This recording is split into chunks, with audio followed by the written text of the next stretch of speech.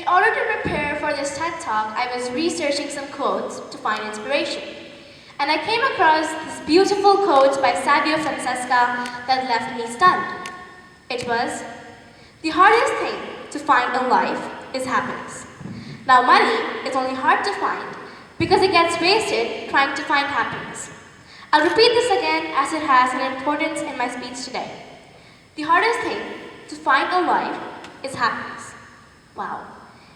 Money is only hard to find because it gets wasted trying to find happiness. I was amazed as I had never really considered the world with this perspective. And so here I am today, ready to present a TED Talk on this sentence that changed my thinking. Let me start with a very basic question. What is your interpretation of happiness? Think about it. For Alice in the book Through the Looking Glass, it was a place full of imagination, the opposite of far world where she could see far and beyond, which she called her looking glass house. Now, according to the 2019 World Happiness Report, negative feelings such as dissatisfaction and grief have started to rise, up by 27% from 2010 to 2018. It states that adults have constantly been feeling burdened and stressed, while adolescents have been suffering through depression and suicidal thoughts. In this world of rising tensions and no immediate escape routes, people are finding it hard to breathe. For most of us, the start of 2020 has been very difficult with this new pandemic, resulting in low levels of serotonin and dopamine, the happiness chemicals which influence our mental health. There is no way we can stop these troubles completely or forever. So the question now raised is, how do we stay happy? You can't change the world, but you can change your outlook.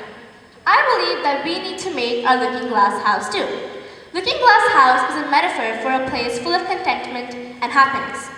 So, would you like to have a looking glass house too? It's a place where you see what you want to see, whether it's respect, better relationships, or your passion. Anything that makes you happy. Well, if so, then let me disclose my little secret on how we can make a looking glass house too. I'll be following this approach, 3 different approaches for different learners. Let's start with the first one.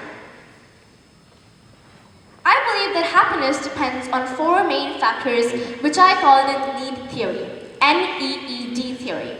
This is my own philosophy. I was watching the sunset and I wrote down the 4 biggest mistakes people made when trying to stay happy. And that is how I created this mnemonic. So we have N, never expect too much. Most of the times, it's those great expectations that let us down. Remember, what you expect is your interpretation, which can be very different from what actually happens. So even if a little is what you achieve, be content with the outcome. Moving on, we have E, embrace your experiences. Your possessions will change from time to time, but it is those experiences you will always remember. We all have been cheated somewhere in life, but remember, the materialistic loss is never important. Instead, the lesson learned will take us forward in life. The second E, empty your negative thoughts. Negativity never helps. Remember that famous example of the half glass. Thinking that it's half empty only gives us a feeling of loss, while realizing that it's half full gives us the confidence of having something. And finally, D, dare to smile, perhaps the hardest. Your ability to do so in any situation proves your good control over mind and emotions. It is a recipe for success. However, it is easier said than done. Some of us may feel satisfied with these mental solutions, but here is something for the ones who wish to know activities that boost happiness. For this, I will move on to the 4 chemicals in play which control this healthy emotional state of happiness, which were also described by Simon Sinek, the famous author of Find Your Why. I will also tell you how you can actually boost the production of these 4 magical potions. Let's start with number 1, dopamine. This is that massive feeling of accomplishment you get when you achieve your goals or make progress. This is the chemical reward your brain gets when you work hard. For example, I was getting bursts of dopamine when I finished this TED Talk process. This is partly why we say challenge yourself. This is what keeps your flow of happiness going. Then we have Number 2, oxytocin. This is the chemical of love and trust. You get bursts of it when you hug your mother, hang out with your friends, play with your pets, and most importantly, be with the people you trust. The world out there is scary, and that is why oxytocin flows through you when you are with people you feel secure with. This is why we have families and orphanages whose purpose is not only to take care of you, but also be the people you will look up to. And then number 3, serotonin. When you all are clapping and cheering for me presenting on this big stage, thank you. I can feel serotonin in me. This chemical is released due to public recognition, praise, and pride. This is why we have graduation parties. We don't want to waste effort or time. This is because we humans are social animals. We want someone to say, I like your work, or amazing. This is why the system of feedback was created. Our teachers don't want to waste our time or effort. They're actually a big reason why you stay happy at school. And last but not the least, number 4, endorphins. Ever felt that relaxing inkling after your school's cross-country, or when you climb a mountain? Well, that's endorphin. This neurotransmitter is released when we exercise. Whether you play football or climb Mount Everest, you're always motivated by this chemical release. Endorphins are resistant to pain. They keep you going and even help you sleep and reduce stress. Simon Sinai gave these famous examples. Humans don't only hunt when they feel hungry. They hunt in the search of this chemical. And if you aren't that sporty like me, even laughing can help a lot. And by coincidence, the first letters of these chemicals when in this sequence spell out dose. D-O-S-E. Independently conveying the message that these chemicals are an important daily dose.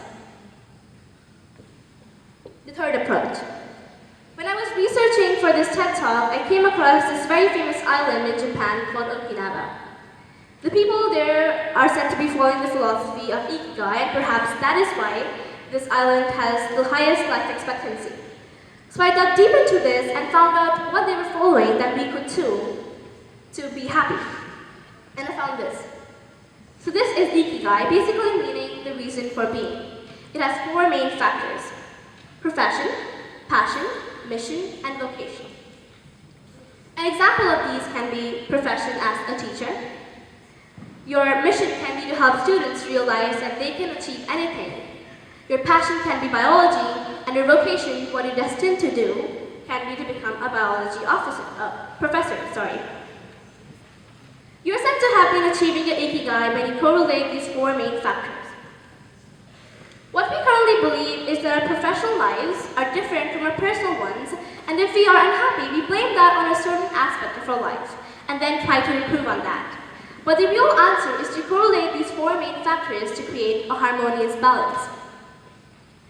It can be very simple indeed. When asked about his Ikigai, a local craftsman replied that when he saw his customers happy, he felt happy. It can be that simple. Now I will point out the 3 big mistakes we make when trying to stay happy. There are some do's, and now there are some don'ts. First of all, might seem a bit childish, but it is a big problem: holding grudges. Like Jonathan Lockwood, he said, forgive others not because they deserve forgiveness. They don't. Forgive others because you deserve peace. You do. Holding a grudge doesn't only angers and distracts you, it makes you feel disrespected and unhappy, aka not what we want. Chris Williams, a satisfied family man, lost his pregnant wife, son, and daughter in a car accident caused by a drunk driver. Instead of hating and punishing him, Chris forgave him, realizing that the loss of his family could never be redeemed. So why unnecessarily double up feelings of hatred?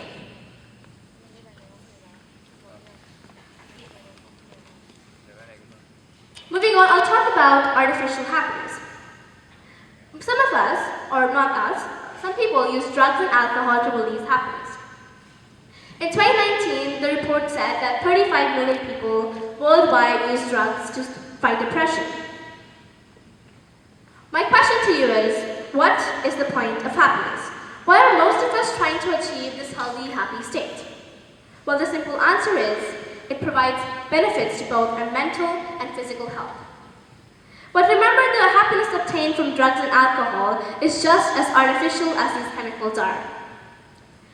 Moving on, we use these chemicals to change who we are, for people to see us in a different way. But at the end of the day, the one and only person who cares the most about who you are is you yourself. In addition to this, using these chemicals alters with our body's natural processes. So I urge you to never ever turn towards these measures. Number 3, excess happiness. I don't want you to take this message away from this TED Talk today. Happiness in an overdose can be dangerous. Everything has its limits. This may come as a surprise, but you need to feel sorry, cry, or even panic.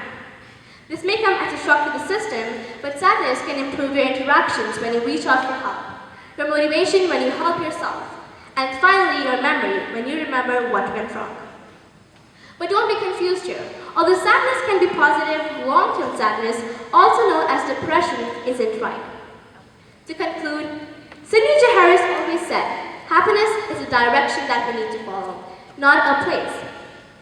There are no magic potions for staying happy, unless you consider my 4 dose potions. So you will have to work for it. In fact, start today, start now.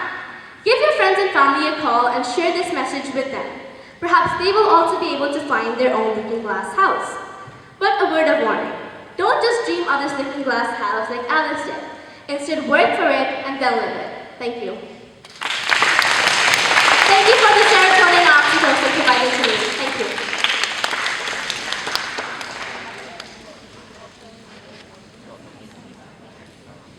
Wow, that's really a great speech, Sadhika. So it seems like we have had a solid idea of finding our true self and developing it into a better version. But, you know, there are instances where we, even if we know ourselves really, really well, we just cannot experience, we cannot understand the hang of life and the events that are happening around you. Yeah, life's tough, there's no doubt about it. Well, with all these insecurities, how can you still manage to stay in the journey of self-discovery? Well, I guess it should come down to the most basic facts that most of us take for granted every day. Please welcome our last speaker, Ming Hai, up on the stage so you can tell us more about the answer to that question.